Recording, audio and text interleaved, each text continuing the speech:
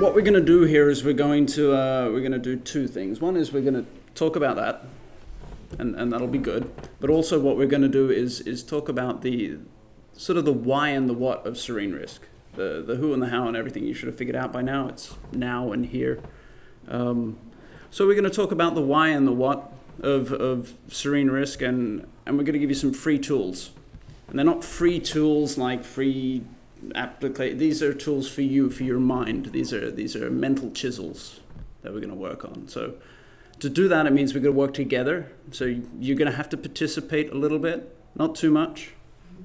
It'll be fine, don't worry about it, but let's work on it together. So first, knowledge mobilization. SERENE-RISC does knowledge mobilization. I'm the knowledge mobilization coordinator.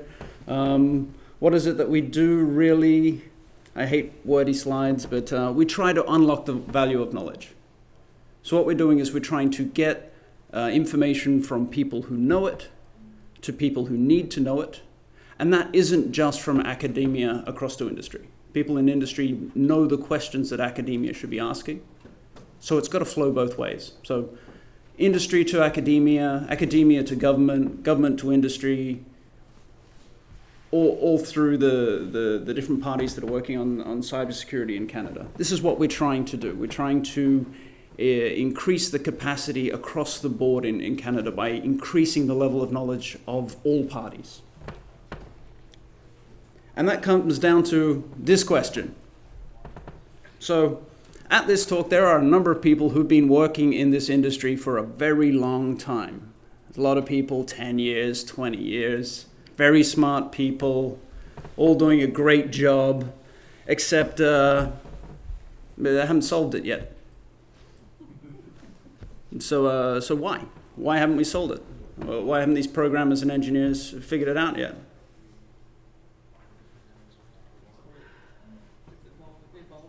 Yeah, it's hard. It's changing. It's evolving. That's a good way to put it. It's not a technical problem. It's a huge problem. It's a holistic problem. It's people. It's society. It's change. It's driven by technology in part, but it's also driven how we're changing as a society. So giving a programmer or an engineer the task of solving cybersecurity is a little bit, well, I hope they get paid a lot. Let's just put it that way. It's hard. So one of the things we're going to look at today, and the good thing about SERENE-RISC is we try to bring different sciences and different disciplines into cybersecurity. So we bring sociology, psychology, anthropology, all of that in as well. So we're going to look at the part of the machine that's kind of under-focused on, and we're going to talk about that today. And what's the hardest bit in cybersecurity? Yeah, big hint here when it comes up. This guy. It's the human element. And part of the problem is that we keep calling it the human element. So an information system involves somebody interfacing with the system. The information comes to us or comes from us. We're an integral part of the machine. So separating the human element out from our information system is a fundamental mistake. So if we're solving cybersecurity by breaking the person out of the equation, we've started from a problem state. We're not solving the little bit that doesn't seem very important or we should just fix, but it's actually the most important part. So the human element is integral, and it should be the focus of cybersecurity. So if you're focusing on fixing technical things and you have no answers for human problems, you're never going to solve this issue. You're looking slightly in the wrong spot. And for those of you who haven't had the pleasure of working in network administration or being the security representative, this is kind of what we're talking about, the human element problem. It's people tweeting their passwords. It's people getting an email from suspected spam and saying, hey, great, here's my personal email as well, and here's all my details. That's the advisor to Homeland Security in the United States sending that email out. It's a hard problem, but one that we really should be looking at. So that's kind of what we're going to look at today. It's the problem of we've come up with a good set of rules of what you should do, but maybe you're not doing them. So this is This is the wetware problem. We've got hardware, software. Everyone knows wetware is, we're, what, 70% water? That's us. So why don't people follow good security practices? Everybody in this room's got a list of things that you should do, and you tell other people that you should do them. So why don't they do them? What happens there? This is a question for you. What happens there? Why don't they do them? Who's considered this problem? Who's asked that question? It's too hard. Yeah, so what do we do with... They don't know why, yeah. So what do we do when we have problems that are too hard and things that we don't know about? We get some tools. So let's look at some tools. Where are we going to get our tools from? We're going to get them from academia. So people looking at this problem, let's say they make a choice. They're presented with a situation where they need to do something about security. They can decide not to do it, the security thing. They can decide to do it and then do it, the security thing. Let's say making a good password. Let's give this a bit of context. They can decide to do it and then not do it. So they can decide to do it, but for some reason not be able to or not understand how to. So they can decide to do it and not do it. And then there's another option where they make no decision and do something anyway, and the results may vary. So those are kind of the options. For science, it's a little bit hard to work with no decision, random things happen. It's a little bit hard to work with that. So we're going to work with decide to do it and decide not to do it. That's what we're going to kind of look at. We've got some tools for that. So here are two tools. One of these is from sociology, the other one is from psychology. These are ideas about how people make decisions. How are they making that security decision? What are they doing at the time when they're making a decision about that security thing? So one is rational choice theory. And that's the idea is that the benefits outweigh the cost, and we'll do that. That's best. It's kind of utilitarianism, sort of moved to a slightly different place.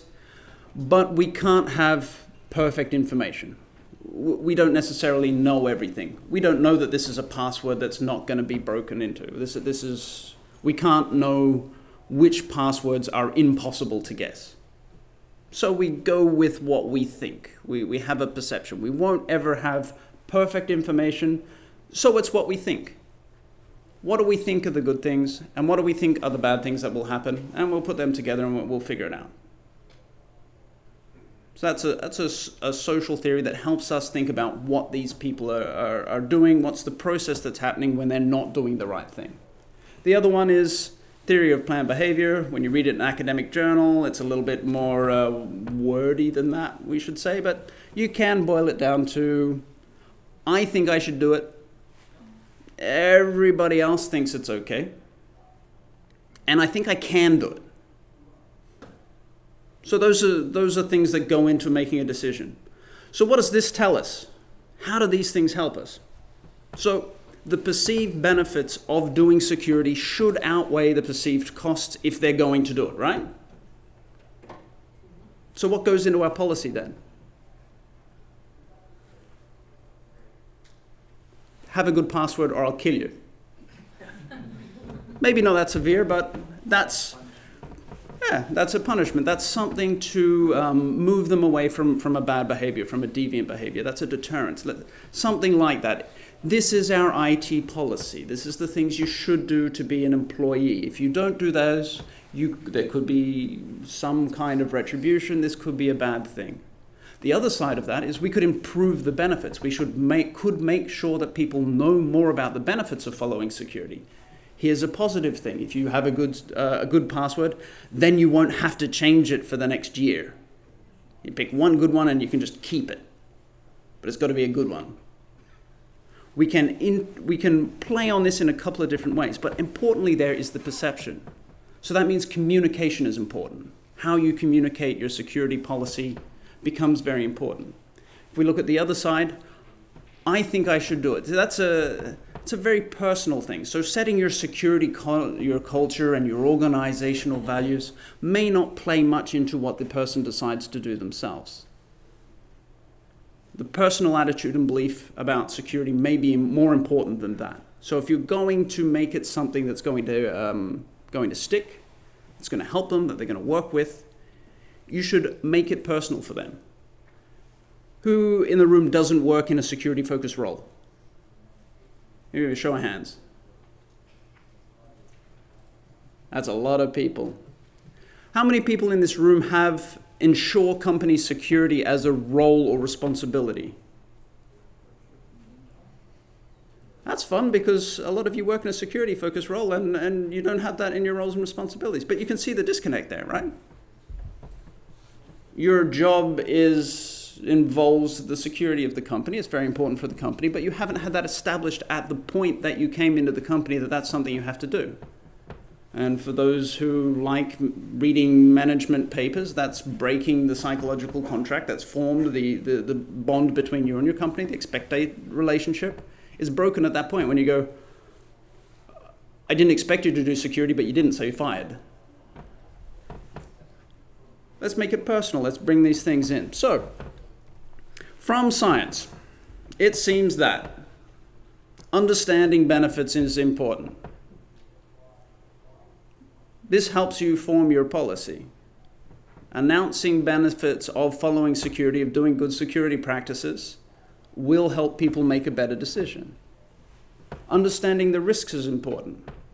If you don't enunciate what the problem of not doing the security behavior is, then your sales manager, who's incentivized to contact with more people and answer more emails and make more connections, may not be looking at a possible PDF or a malicious link or a macro in someone's PowerPoint file in quite the same way. Personal attitude is important.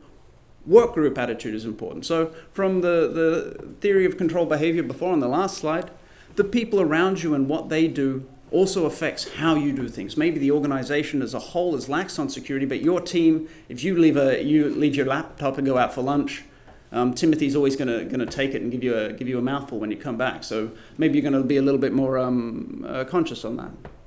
Social learning is important. Social learning helps people learn. So learning from other people in your team and other people in your organization might help you remember those things better than if it's just a phishing campaign once a month or a web page you need to look at every now and then. So social learning important. Practical knowledge on how to do things is important. This comes down to communication. Who lives in Montreal? Everyone lives in Montreal? Lived in Montreal your whole life? So when someone says go north, what do they mean? They mean go get a compass out and go north? So that word has two different meanings depending on the context, right? So you can give someone a very clear instruction, go north, and depending on how long they've lived in Montreal, they will go in two different directions. The same is true with your security behavior. If you define something in words only and you don't model a behavior, if you don't provide an expected outcome, what are the chances that they will do exactly what you expected? So if you're doing awareness campaigns, following that with practical knowledge of how to comply with that advice, what to do about it, is also particularly important. So, if you have policy and you would like it to have the greatest chance of being followed out in the way that you expect, training focused on benefits, that helps. You can talk about the awareness of the reality of risk as well. Remember we said perceived costs before. People don't think it's ever going to happen to them. It's not a very large perceived cost. Providing personal attention to security. I mean personal to the person. An off-the-shelf solution may not fit your organization. It may not fit your work groups. Capitalize on group dynamics for training. Make it training. Make it work within teams. Make that social norm be established in the way you expect it to be established. Reinforce awareness with training exercise. Just telling people not to click on links in an email every 6 months without knowing exactly how to do that, you may not get the expected behavior that you're looking for. And just to try and go with a bit of alliteration to help you remembering things. If your security activities and what you're doing with the security should be simple. Don't go complex, go simple. It should be specific. It should be seen. People being monitored, people being aware that their manager's aware of their security behavior will help them continue to comply with it. It should be reassuring. If you put in a good password, maybe something saying good password. That might help, rather than just saying you can move on to the next level of security. And it should be social. So putting all of those things together is what helps. Now there's one other aspect before we sign off on this and think we're done. And that's the decided to do it but was unable to do it.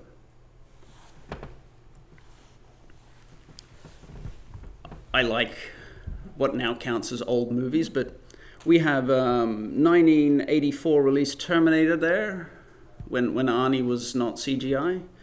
And then we have Robocop from 1987. The one on the left is the idea or the representation of how information would be presented to a machine. There's a lot of information there.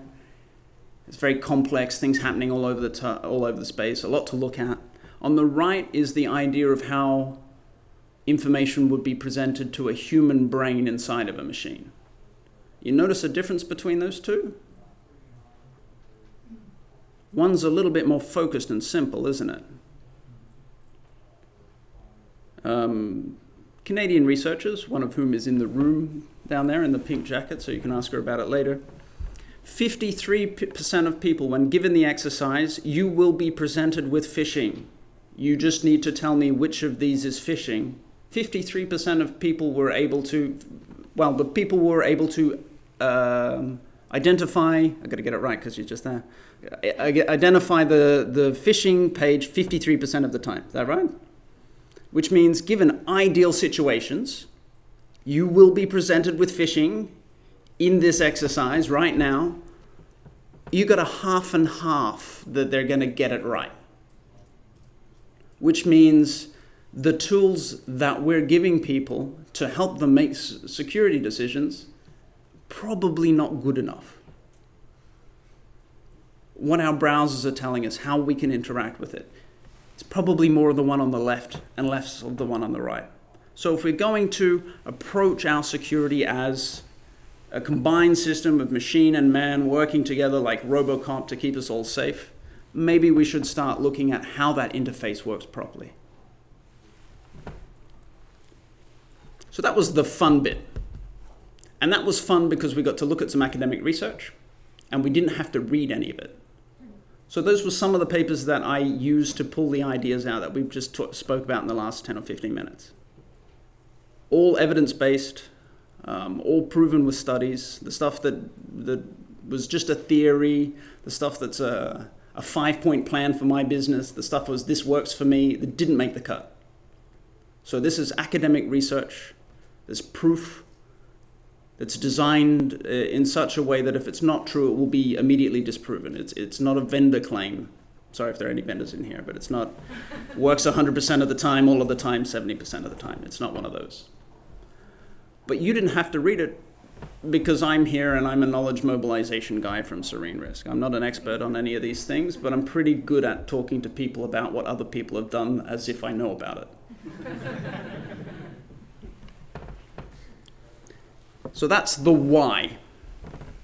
SERENE-RISC is an organization designed to help get knowledge to people who use it so they can use those tools, use those thought tools. We have a number of activities that we do. Being here is one of them. But the idea is that we help you get to that research. So we do workshops and seminars. Knowledge broker development. A knowledge broker is someone within an organization that helps feed more information into the people who need it inside an organization. We do professional development. We come to places like this. Our next workshop is in October in Ottawa. So if you want to go to that, then get in contact with us. And it's like this, but bigger and all day and with people who aren't me speaking. We also have an online knowledge tool called Connect, where we do a written version of this where we summarize academic papers, we put stuff together. We have a quarterly knowledge digest where we take research in every discipline that's important to cyber. It's Canadian that's coming out recently that's making a difference, and we turn it into a single page summary so you can read it and you can hand it to your boss if they need to read it. There's also a quarter-page summary if you couldn't be bothered reading a full page, and there's also a two-liner if you couldn't be bothered reading a quarter page. So we're designing these tools to save you time, to save your boss time, to make it easier for you to get a little bit more academic knowledge into your workflow. So I'm going to talk about the stuff that I know about for a change. So we have connect.serenerisk.ca. This is part of our system of knowledge distribution. So we don't necessarily expect that you go to this website every day to check if we've updated it. We have a YouTube channel, we have a LinkedIn, we have a LinkedIn group where we share a little bit more information with people. We have a Twitter channel. So basically the idea is that we're trying to present you information that, in a way that's already integrated into the way that you gather information. So if you check your Twitter every morning to see if there's something interesting, follow us on Twitter and we'll pop stuff on there for you. If you're big on LinkedIn, then pop us a note and we'll put you on our LinkedIn group and we'll share things that's happening in Canada with job opportunities and latest research and statistics and data that have come out of places, things like that. And on YouTube, we put presentations like we're filming today, which is why all of the cameras are on rather narcissistically. Already spoke about the digest. That's what it looks like. It's really cool. They're on the table outside. Take them all home. I'm taking the train home, so if you don't take them all, then I have to carry them home. So. Public awareness. Now this is the good one. This is the fun one, and it ties a little bit back into what we were talking about before. So taking all of our goals as an organization, we're very focused on empirical research science, getting this information to people in a way that they can use it. We designed a program for people who are unable to get the kind of advice and the kind of information that they need easily. And mainly these are people like senior citizens. So we designed a system in collaboration with our partners and our members to enable librarians to deliver courses on basic cybersecurity. So these are not online webinars. We decided that the strategy of a web page for someone who's scared about using a web page was probably not going to be particularly effective. So we have in-person classes that can be delivered by someone who knows how to present, knows how to talk to people, but doesn't necessarily know everything about cybersecurity, to give basic courses and to deliver members of the public mental models, tools for them to then go and make decisions about cybersecurity. So there are 10 online modules. They're based around things like concepts of the internet, concepts of security, checking your email, going online, all of the way through to this is a romance scam, here's how to conduct yourself ethically online, posting on social media in a responsible way, a broad gamut of topics, and bringing in as much information as we could from different disciplines and presenting in a way that someone who doesn't know much about cybersecurity can very quickly turn around and present a basics course on it. It's never going to be advanced level, but it's enough to give people the tools they need to then make those next steps, to start making those decisions.